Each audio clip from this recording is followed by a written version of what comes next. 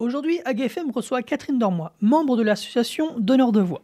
Cette association vient en aide aux personnes handicapées dans l'incapacité de lire. Présentation.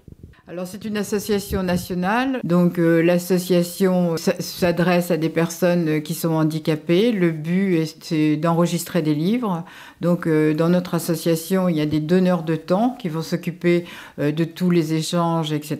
Et des donneurs de voix qui par contre enregistrent pour les personnes handicapées. On a deux types de personnes à qui s'adresse la bibliothèque sonore. Il y a donc tous ceux qui ont perdu la vue mais qui voudraient continuer à lire pour leur plaisir. Ou alors ça peut être des gens qui sont handicapés, qui ne peuvent pas tenir un livre par la fatigue, etc. Enfin, donc toute personne qui a un handicap quelconque qui l'empêche de lire. Donc on va enregistrer pour que ces gens-là aient le plaisir de lire. Et puis on a toute la population des jeunes scolaires qui ont des troubles spécifiques du langage, qui sont enregistrés par nous, chez nous, soit par les parents, soit par le professeur. Et donc on est contacté pour envoyer à ces enfants-là au fur et à mesure de la demande du professeur de français. Et combien de membres avez-vous ici ou bénévoles ici à Cherbourg ? Alors, en donneur de temps, on est 5 donneuses de temps. Et en donneur de voix, pour l'instant, il y a à peu près une vingtaine de personnes qui enregistrent pour nous. Et en moyenne, combien de temps faut-il pour enregistrer un livre ? C'est super variable parce que vous allez avoir des gens, une fois qu'on est habitué, ça va relativement vite.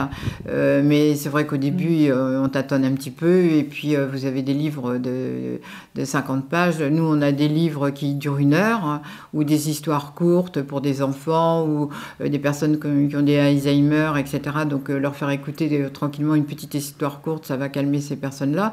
Jusqu'à des 70 heures de lecture parce que c'est une série et tout. Donc, c'est super variable. Comment et où sont disponibles ces livres ici ou vous avez des stockages autre part ? Alors, nous, personnellement, on a un stockage de nos CD déjà enregistrés. Donc, à la bibliothèque de Cherbourg, on a 2000 titres.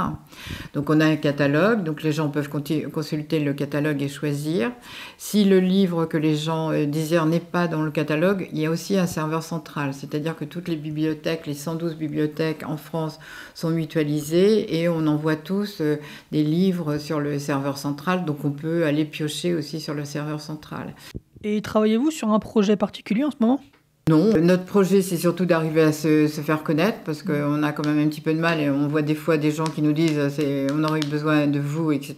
On est toujours à essayer de retrouver aussi des donneurs de voix et à former ces donneurs de voix.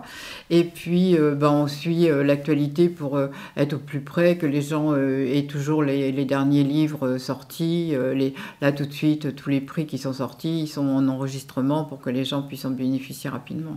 L'objectif est donc de vous faire connaître au public. Justement, où est-ce qu'on peut vous contacter ? Donc, pour nous retrouver, c'est Bibliothèque Sonore et on est abrité par la ville de Cherbourg, donc on est à la maison des associations Françoise Giroud. Et puis autrement, notre adresse email, parce qu'on peut nous envoyer tous les messages aussitôt, c'est BS, donc Bibliothèque Sonore Cherbourg, @gmail.com.